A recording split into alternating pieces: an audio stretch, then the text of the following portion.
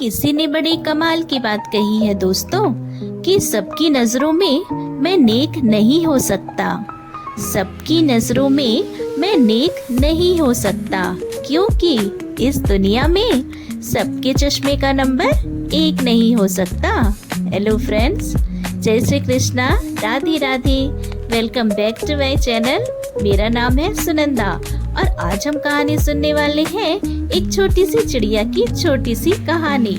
होता कुछ यूँ है कि एक बार चिड़िया का जो दाना था वो पेड़ की कोटर में फंस जाता है। तो चिड़िया ने पेड़ से कहा कि मेरा दाना लौटा दो। तो पेड़ ने उसे डांट कर कहा, बड़ी आई मुझसे दाना मांगने वाली, और उसे भगा देता है।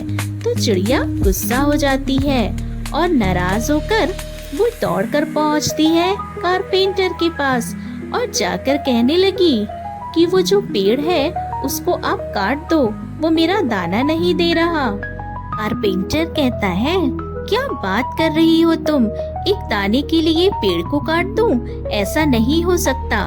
चिड़िया को थोड़ा और गुस्सा आता है और अब की बार वो पहुंची राजा जी के पास और जाकर बोली, राजा साहब, कारपेंटर को आप पनिश कीजिए। राजा ने पूछा क्यों? तो चिड़िया ने बात समझाई, कारपेंटर पेड़ नहीं काट रहा और पेड़ मेरा दाना नहीं दे रहा, तो आपको कारपेंटर को पनिश तो करना ही पड़ेगा।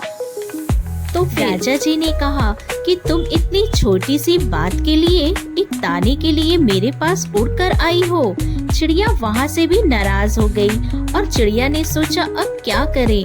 तो जो राजा था वो हर सुबह हाथी पर बैठकर घूमने को जाता। तो चिड़िया महावत के पास पहुँचती है और जाकर कहने लगी कि कल जब राजा साहब आए तो तुम उन्हें गिरा देना। तो महावत क्यों भाई? तब चिड़िया ने पूरी बात बताई कि राजा कारपेंटर को सजा नहीं दे रहे, कारपेंटर पेड़ नहीं काट रहा और पेड़ मेरा दाना नहीं दे रहा। तब महावत ने चिड़िया को वहाँ से उड़ा दिया। अब चिड़िया और ज्यादा नाराज हो गई और सीधे पहुँचती है हाथी के पास और हाथी से कहती है कि कल जब महावत बैठे तो तुम उसे गिरा देना। महावत ने पूछा क्यों भाई? तब चिड़िया ने पूरी बात समझाई कि महावत राजा जी को नहीं गिरा रहा, राजा जी कारपेंटर को पनिश नहीं कर रहे, कारपेंटर पेड़ नहीं काट रहा और पेड़ मेरा दाना नहीं दे रहा।